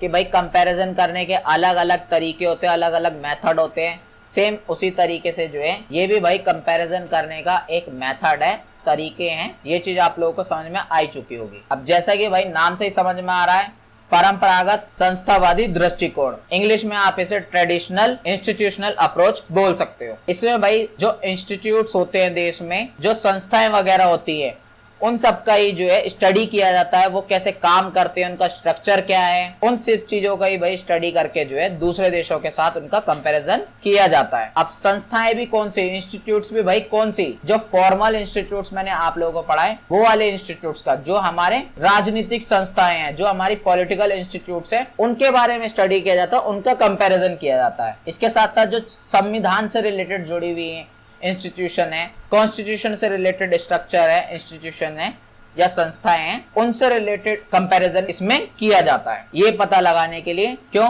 क्योंकि भाई इनका मानना ये है कि किसी भी देश की भाई जो पॉलिटिक्स होती है, जो राजनीति होती है, वो इन संस्थाओं के द्वारा ही चलाई जाती है, इन इंस्टीट्यूट्स के द्वारा ही चलाई जाती है। तो हम इन इंस्टीट्यूट्स को समझ लेंगे तो ऑटोमेटिक जो है उस देश की पॉलिटिक्स के बारे में भी समझ में आ जाएगा। आई होप आप लोगों को ये ट्रेडिशनल अप्रोच जो है बहुत अच्छे से समझ में आ गया होगा, परंपरागत दृष्टिकोण समझ में आ गया होगा। अब नए में क्या फर्क है वो समझते हैं। नए में भाई सिंपल सा फर्क है, इसमें भी भाई संस्थाओं को तो कंपैरिजन किया जाता है, जो इंस्टीट्यूशन होते हैं उनको कंपैरिजन तो किया जाता है और उन्हीं की स्टडी करी जाती है। लेकिन इसमें भाई जो संस्थाओं के अंदर भाई स्ट्रक्चर है, जो नियम फॉलो करते हैं, या जो परंपराएं हैं, जो रूल्स वगैरह जो मानते हैं, जो पहले से चले आ रही हैं, उनका भाई हिस्ट्री वगैरह क्या रहा है उन संस्थाओं का, ये उन सब चीजों को भी स्टडी करने की कोशिश करता है। पहले में क्या था, वो सिर्फ संस्थाओं को स्टडी कर रहे थे, उनका कंपैरिजन कर रहे थे। लेकिन इसमें जो है संस्थाओं के अंदर का स्ट्रक्चर कैसा है, वो कौन से नियमों को फॉलो करते हैं, कौन से रूल्स को मानते हैं, वो किस तरीके से काम करते हैं, उनका वर्क प्रोसेस क्या है, उनसे क्या इम्पैक्ट पड़ रहा है, उन सब चीजों पर भी फोकस करते हैं, उनको स्टडी करने की बात करते हैं, उनका कंपैरिजन करने की कोशिश करते हैं। फर्क आप लोगों को बहुत अच्छे से समझ में दोनों में आ गया होगा। इसकी भी यहाँ पे मैंने 3 डेफिनेशंस दे रखी है, आप खुद से पढ़ लीजिएगा, याद रखिएगा। 3 अगर लिख दोगे एग्जाम में तो अच्छी बात है, नहीं लिख पाओगे तो भी कोई दिक्कत नहीं है। इसकी भी आप लोग डेफिनेशन जो है देख सकते हो, यहाँ पे 4 डेफिनेशन है, मिनिमम आप लोगों को जो है 3 डेफिनेशन लिखनी होती है, नहीं भी लिखोगे तब भी काम जो है चल जाएगा। मेन जो आप लोगों को चीजें लिखनी है वो है भाई इसके की फीचर या मेन विशेषताएं जो होती हैं वो आप लोगों को लिखने पड़ते हैं। तो पहले भाई हम परंपरावादी दृष्टिकोण जो है या ट्रेडिशनल अप्रोच जो है इसके की फीचर, इसकी विशेषताएं जान लेते हैं, फिर हम न्यू वाले की जानेंगे। तो जो पहला भाई इस अप्रोच का की फीचर है या पहली विशेषता है वो यही है कि भाई ये जो है पूरी तरीके से संस्थाओं पे फोकस करते हैं, इंस्टीट्यूट्स पे फोकस करते हैं। इनका मानना ये है कि भाई किसी देश की जो पॉलिटिक्स होती है वो संस्थाओं के द्वारा ही चलाई जाती है, इंस्टीट्यूट्स के द्वारा ही चलाई जाती है। तो हमें उनको ही जो है स्टडी करना चाहिए, उनका ही जो है कंपैरिजन करना चाहिए। और इंस्टीट्यूट्स भी भाई जो फॉर्मल इंस्टीट्यूट्स हैं लाइक भाई राज्य है यानी कि स्टेट है, सरकार है भाई, गवर्नमेंट बोल सकते हो, विधायिका हो गई, कार्यपालिका हो गई, न्यायपालिका हो गई, संविधान हो गया, ये जो सारी संस्थाएं हैं, ये जो सारे इंस्टीट्यूशन है ये फॉर्मल इंस्टीट्यूशन है, औपचारिक इंस्टीट्यूशन। तो ये इसका पहला जो है मेन की फीचर था, ये विशेषता आप बोल सकते हो। दूसरा है भाई मानकवादी प्रवृत्ति, नॉर्मेटिव ओरिएंटेशन। बेसिकली भाई इस अप्रोच में इस चीज पे ज्यादा फोकस किया जाता है कि क्या चीज कैसी होनी चाहिए, यानी कि इंस्टीट्यूशन या पॉलिटिक्स जो है वो कैसी होनी चाहिए, इन चीजों पे फोकस किया जाता है। लेकिन एक्चुअल में क्या चीज है उन पे फोकस नहीं किया जाता, मतलब रियलिटी जो है उन पे फोकस नहीं कर रहे हैं, बल्कि ये चीज ऐसी होनी चाहिए इन पर फोकस कर रहे हैं। इसलिए भाई इसे मूल्य आधारित दृष्टिकोण भी कहा जाता है, इंग्लिश में वैल्यू बेस्ड अप्रोच आप इसे बोल सकते हो। थर्ड जो भाई विशेषता है की फीचर है वो ये है कि भाई विधिक और संवैधानिक विश्लेषण, इंग्लिश में आप इसे लीगल एंड कॉन्स्टिट्यूशनल एनालिसिस बोल सकते हो। यानी कि इस अप्रोच में भाई कॉन्स्टिट्यूशन से रिलेटेड जो संस्थाएं होती हैं या कॉन्स्टिट्यूशन से रिलेटेड जो लीगल चीजें होती हैं उन पे ही मेनली जो है फोकस होता है, उनको ही यहाँ पे मेन समझा जाता है। और जो पॉलिटिकल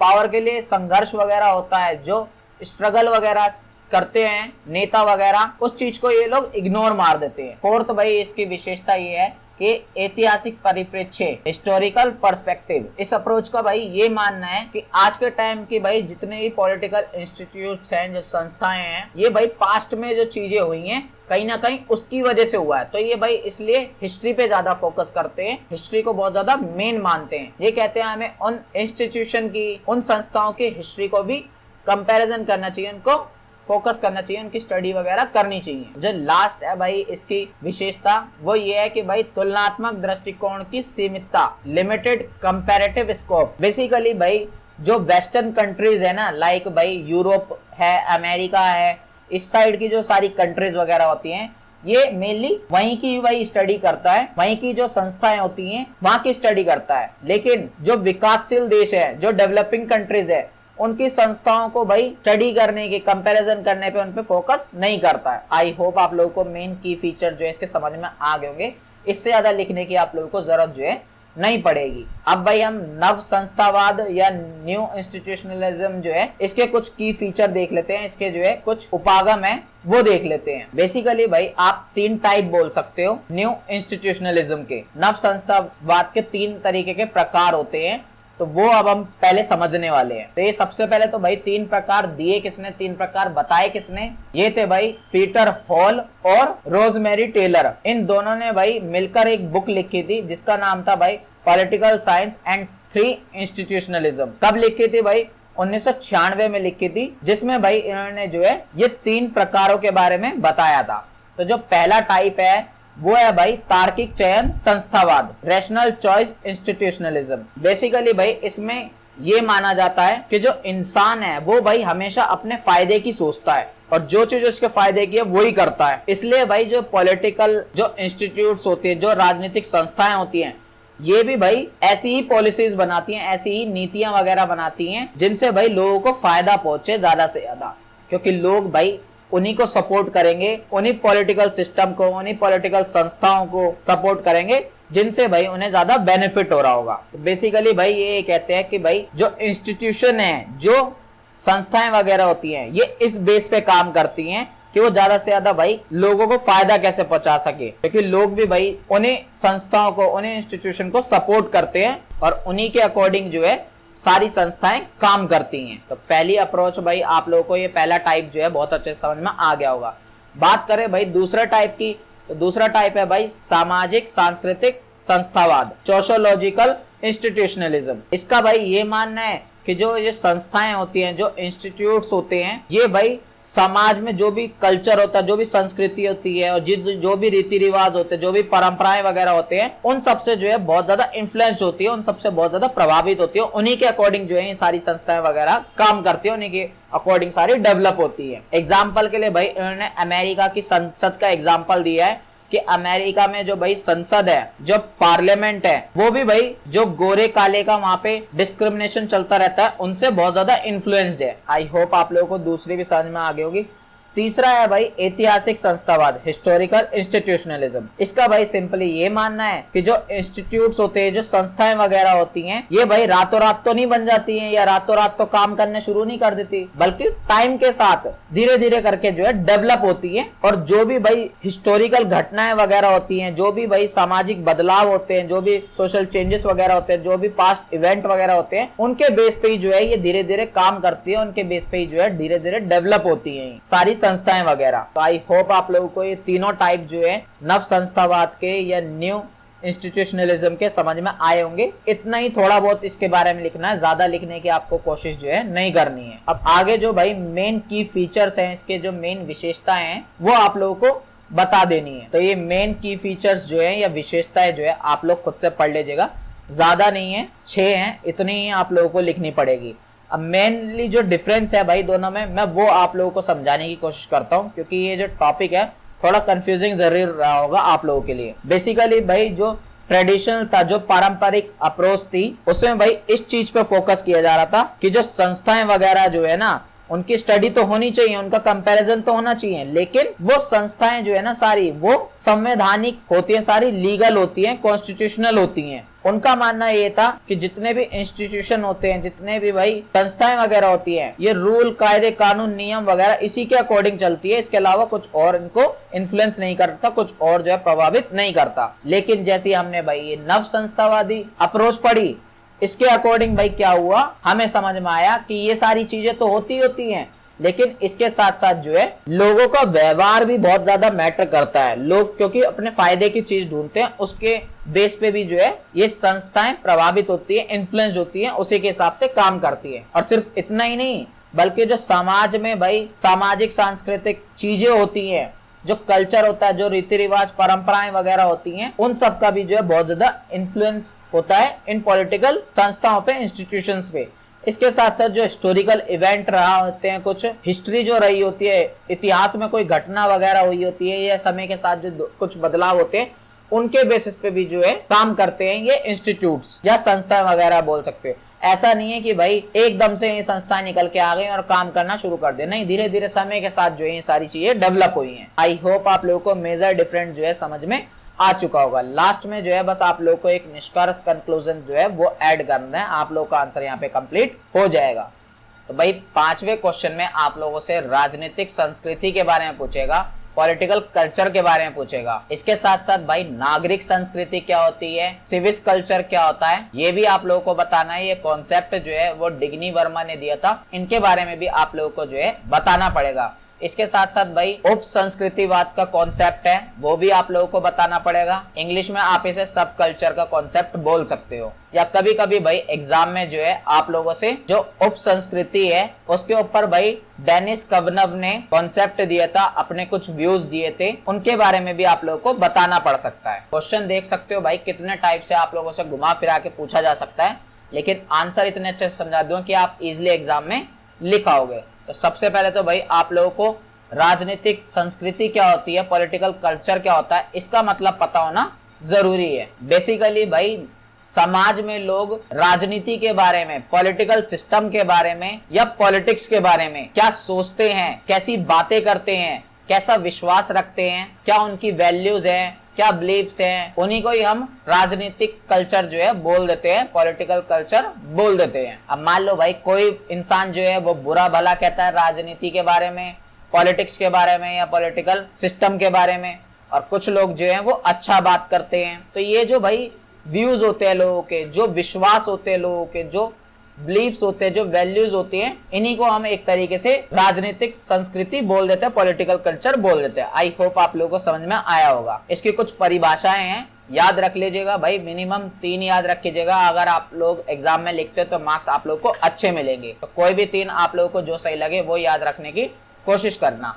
अब भाई ये जो कल्चर है ना भाई, राजनीतिक जो कल्चर है, ये भी भाई आगे आप लोगों को 2 टाइप का पढ़ने को मिलेगा। पहला तो भाई नागरिक कल्चर, सिविक कल्चर जिसे हम कहते हैं, या नागरिक संस्कृति आप हिंदी में बोल सकते हो। और आगे भाई आप लोगों को सब कल्चर के बारे में पढ़ने को मिलेगा, उप संस्कृति के बारे में पढ़ने को मिलेगा। उसके बारे में भी हम बात करेंगे इसी वीडियो के अंदर। सबसे पहले तो भाई ये नागरिक संस्कृति सिविक कल्चर होता क्या है, अब इसके बारे में समझते हैं। बेसिकली भाई ये कॉन्सेप्ट दिया था, किसने दिया था? डिग्नी वर्मा ने और ग्रेवियस आलमंड ने। इन दोनों ने भाई साथ मिलकर ये कॉन्सेप्ट जो है दिया था। इनकी एक बुक आई थी, बुक का नाम था भाई the civic culture, political attitudes and democracy in 5 Nations. कब आई थी भाई बुक? 1963 में। बुक का नाम भाई जरूर से याद रखना, इंपॉर्टेंट है। इस बुक में भाई इन्होंने जो है पॉलिटिकल कल्चर जो होता है या राजनीतिक संस्कृति जो होती है उसके बारे में बताया। आप राजनीतिक संस्कृति बोल लो या नागरिक संस्कृति बोल लो, बात एक ही है। इन्होंने क्या करा भाई, इन्होंने 5 देशों की पॉलिटिकल कल्चर को भाई स्टडी करा, राजनीतिक संस्कृति को स्टडी करा और फिर जाके ये कॉन्सेप्ट दिया। वो 5 देश कौन कौन से थे भाई? अमेरिका, ब्रिटेन, जर्मनी, इटली और मैक्सिको।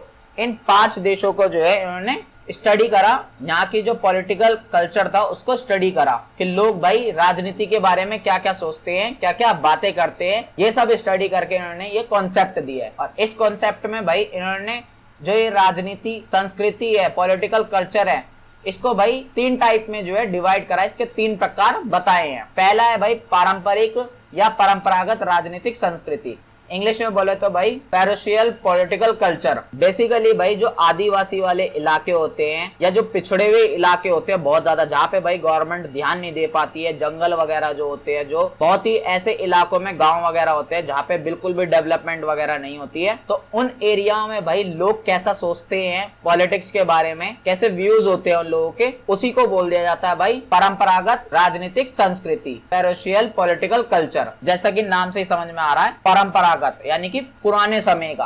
अब पुराने समय पे ही भाई आदिवासी वगैरह जो है हुआ करते थे। आज के टाइम पे तो बहुत ही रेयर होते हैं आदिवासी वगैरह, और उन लोगों को भाई पॉलिटिक्स वगैरह से ज्यादा जो है कोई लेन देना नहीं होता। आप लोगों को पता है, वो ज्यादा जो है पार्टिसिपेट नहीं करते पॉलिटिक्स में, और उन्हें ज्यादा फर्क वगैरह भी नहीं पड़ता पॉलिटिक्स से।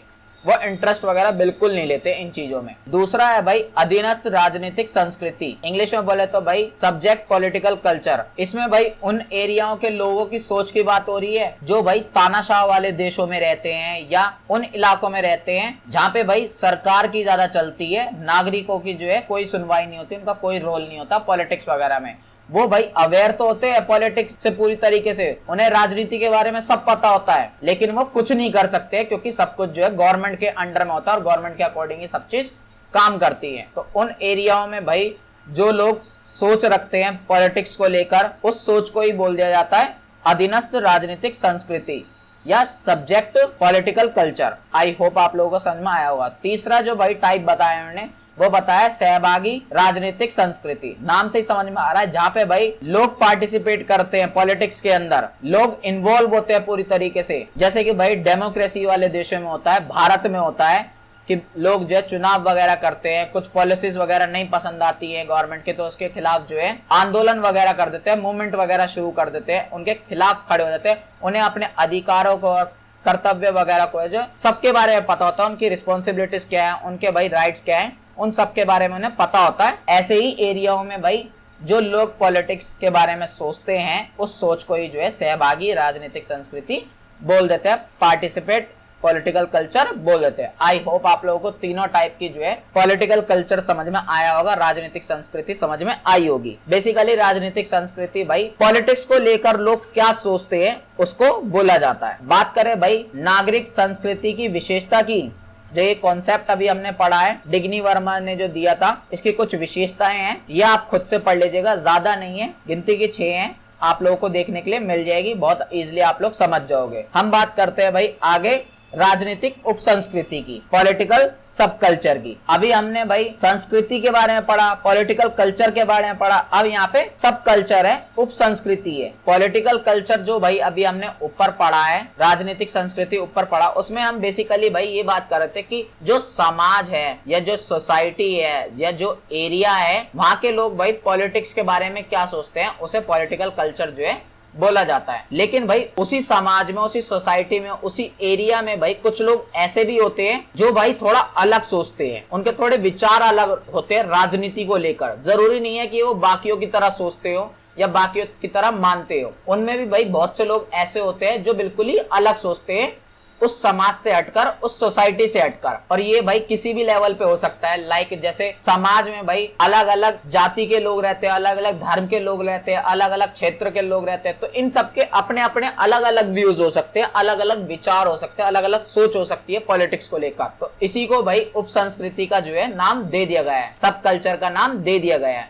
सब मतलब कि छोटा होता है, उप मतलब छोटा या उसी के अंडर में। तो बेसिकली पहले हम पूरे बड़े इलाके की बात कर रहे थे ऊपर पॉलिटिकल कल्चर में। अब जो उस इलाके के अंदर भाई जो अलग अलग टाइप के लोग रहते हैं, समूह रहते हैं, ग्रुप्स रहते हैं, फिर चाहे वो अलग अलग जाति, धर्म, क्षेत्र वगैरह के हो, उनके क्या सोच है उसको बोल दिया जाता है पॉलिटिकल सब कल्चर, राजनीतिक उप संस्कृति। अब इसको लेकर भाई कॉन्सेप्ट दिया है डेनिस कवनव ने। तो इनके भी भाई कॉन्सेप्ट को बहुत अच्छे से समझने की कोशिश करेंगे। मेनली भाई तुम्हें जो है इसकी विशेषताएं याद रखनी है और कुछ याद रखना। पॉलिटिकल सब कल्चर का मैं मतलब बता ही चुका हूँ, राजनीतिक उप संस्कृति का मतलब मैंने बता ही दिया आप लोगों को ऊपर ही, वही आप लोगों को इसमें लिखना है, बस इनकी विशेषताएं याद रखना। तो ये विशेषताएं मैं आप लोगों को पढ़ाता हूँ। पहली भाई मेन की फीचर ये है इनके कॉन्सेप्ट का, जो इन्होंने दिया था उप संस्कृतिवाद या सब कल्चर का जो कॉन्सेप्ट दिया था कवनग ने, वो ये है कि भाई ये बताते हैं कि समाज में भाई सोसाइटी में जो है अलग अलग टाइप के लोग रहते हैं, अलग अलग समूह के लोग रहते हैं, अलग अलग ग्रुप्स के लोग रहते हैं, और उनकी भाई अलग अलग पहचान होती है, उनके अलग अलग खुद के बिलीव्स होते हैं, वैल्यूज होते हैं, पॉलिटिकल ओरिएंटेशंस होते हैं। भाई सबके अलग अलग सोच है, सबके अलग अलग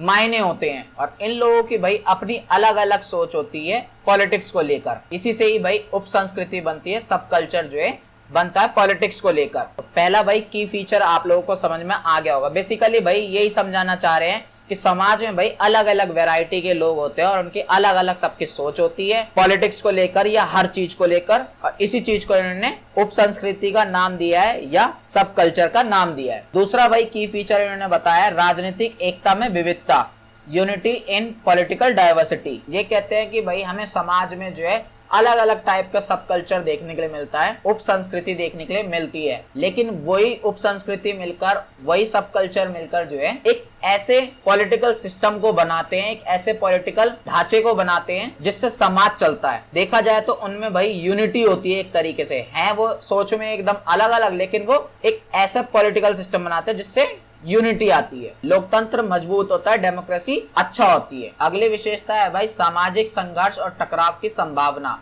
अब जब भाई इतनी वैरायटीज होंगी, इतने अलग अलग टाइप के लोग होंगे, इनकी अलग अलग सोच होगी, तो भाई इन सब में जो है आपस में संघर्ष भी होगा, टकराव भी होगा, कॉन्फ्लिक्ट भी होगा। और ये सिचुएशन भाई तभी आती है जब भाई किसी उप संस्कृति को लगता है कि भाई हमारे साथ जो है गलत किया जा रहा है या हमें जो है किसी चीज से प्रॉब्लम है, तो वो तभी जो है इस चीज के अगेंस्ट में खड़ी होते हैं, तभी वो ऐसा करने की कोशिश करती हैं। इससे भाई पॉलिटिक्स जो है वो भी अनस्टेबल होती है, उसमें भी दिक्कत आती है। बात करें भाई फोर्थ पॉइंट की, इन उप संस्कृतियों का भाई संस्थागत प्रभाव भी होता है, इंस्टीट्यूशनल इम्पैक्ट भी पड़ता है इन सब कल्चर्स का। कहने का मतलब ये है कि जितने भी पॉलिटिकल संस्थाएं होती हैं, जितने भी पॉलिटिकल इंस्टीट्यूट्स होते हैं, उन पर भी भाई इम्पैक्ट पड़ता है इन सब कल्चर्स का, और उन्हीं के अकॉर्डिंग भाई जो है संस्थाएं वगैरह जो होती हैं, जो इंस्टीट्यूट्स वगैरह होते हैं, वो काम करते हैं अपना। अगला भाई की फीचर ये बताया उन्होंने कि ये जो उप संस्कृतियां हम देखते हैं ना समाज में, जो सब कल्चर देखते हैं, ये ऐसे ही नहीं है कि एकदम से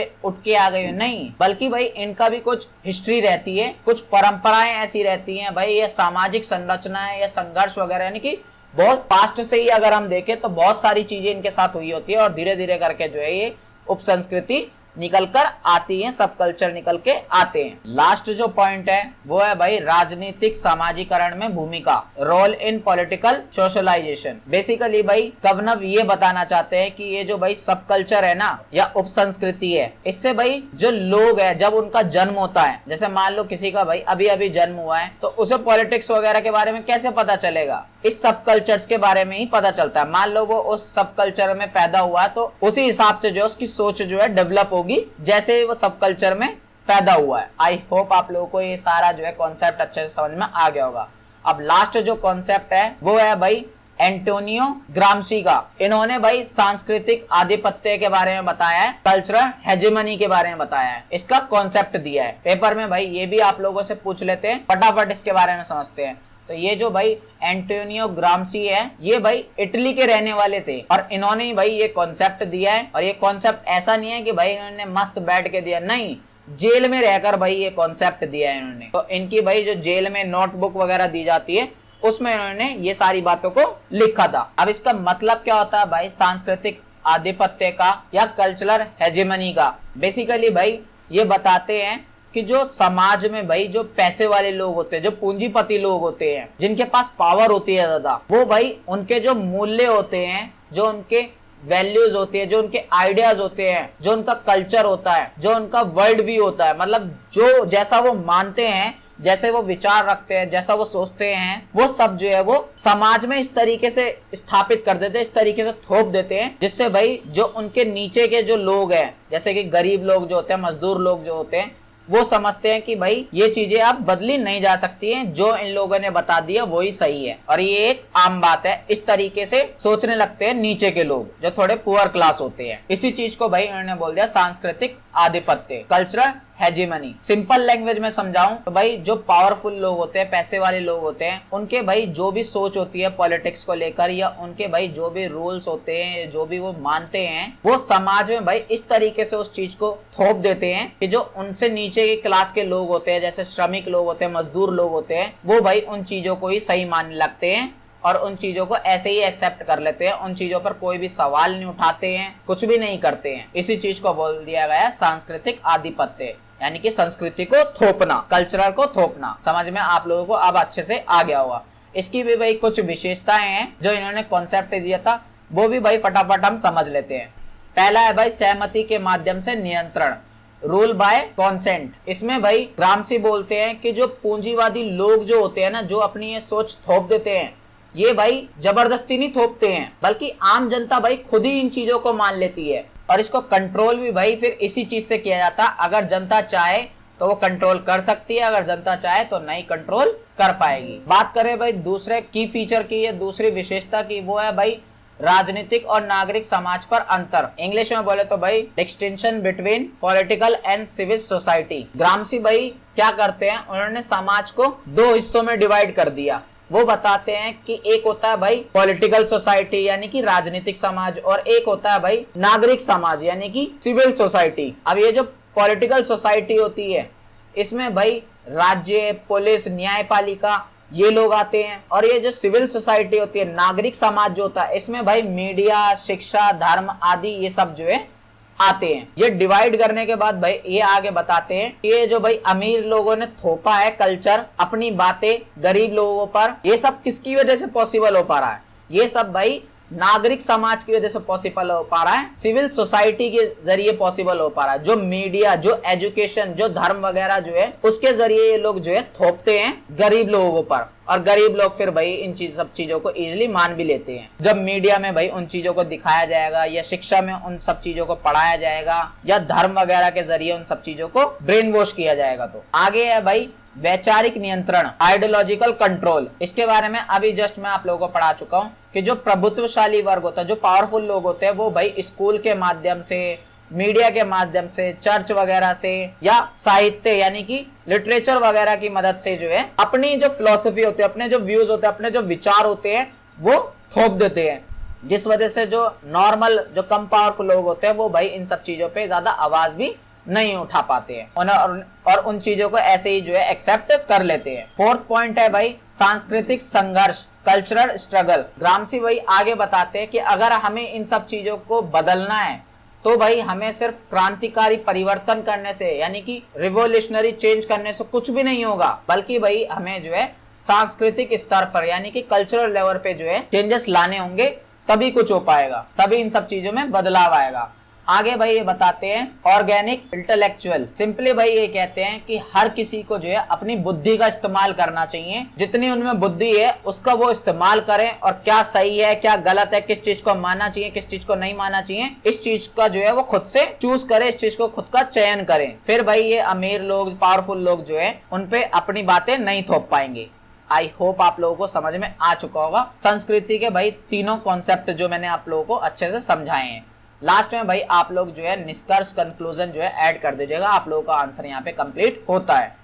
तो भाई जो छठा क्वेश्चन है और जो सातवां क्वेश्चन है और जो आठवां क्वेश्चन है, ये क्वेश्चन भाई मैं आप लोगों को नहीं पढ़ा पाऊंगा, नहीं एक्सप्लेन कर पाऊंगा, बिकॉज हमारे एरिया में भाई 2 दिन से बहुत ज्यादा लाइटनिंग इशू हो रहा है, कभी लाइट आ रही है कभी जा रही है, बहुत ज्यादा प्रॉब्लम हो रही है, जिस वजह से ये वीडियो भी आने में जो है देर हो गई है। लेकिन जो 5 मेन इंपॉर्टेंट क्वेश्चन आंसर थे वो मैंने आप लोगों को पूरा ट्राई करा है एक्सप्लेन करने की। कितनी मुश्किल से करा है भाई वो मुझे ही पता है, और मैं ये चीज गारंटी देता हूँ कि अगर आप उन 5 क्वेश्चन को भी पढ़ के चले आओगे, इनफ है आप लोगों के लिए, टेंशन लेने वाली कोई बात नहीं है। अगर आप अपने भाई पे विश्वास करते हो, ट्रस्ट करते हो, तो ये 5 क्वेश्चन भी इनफ है और यही आप लोगों को देखने के लिए मिल जाएंगे।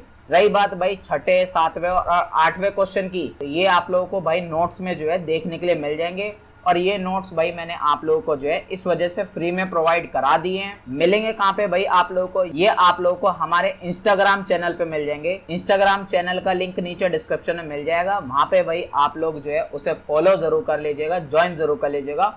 वहीं पे आप लोगों को ये नोट्स देखने के लिए मिल जाएंगे। आप खुद से जो है 7वां, 8वां और जो छठा क्वेश्चन आंसर है ये खुद से पढ़ लीजिएगा। बाकी जो 5 मेन इंपॉर्टेंट क्वेश्चन थे वो मैंने आप लोगों को पढ़ाई दी है, उतने में ही आप लोगों का काम हो जाएगा, विश्वास रखिए मेरे पे। बाकी सेफेस्ट साइड के लिए अगर आप लोगों के पास टाइम बचता है तो आप 7वां, 8वां और छठा क्वेश्चन भी पढ़ लीजिएगा। नोट्स आप लोगों को इंस्टाग्राम चैनल पे मिल जाएंगे, और इसके लिए आप लोगों से कोई चार्जेस वगैरह जो है नहीं लिए जाएंगे, फ्री में आप लोगों को नोट्स प्रोवाइड कराए गए हैं। बदले में बस भाई आप लोगों का प्यार चाहिए। चैनल को सब्सक्राइब करना, वीडियो को लाइक जरूर करना, एक प्यारा सा कमेंट जरूर छोड़ जाना हमारी मोटिवेशन के लिए। और मैं माफी चाहूंगा कि भाई मैं आप लोगों को सारे क्वेश्चन जो है नहीं पढ़ा पाया हूँ, क्या प्रॉब्लम थी ये चीज मैं आप लोगों को बता ही चुका हूँ। बाकी नेक्स्ट एग्जाम के लिए भाई टेंशन मत लो, अगर कोई इश्यू नहीं हुआ तो पहले ही वीडियो जो है आप लोगों को प्रोवाइड करा दूंगा, और नोट्स भी आप लोगों को अच्छे से प्रोवाइड करा दूंगा। मिलते हैं नेक्स्ट वीडियो में।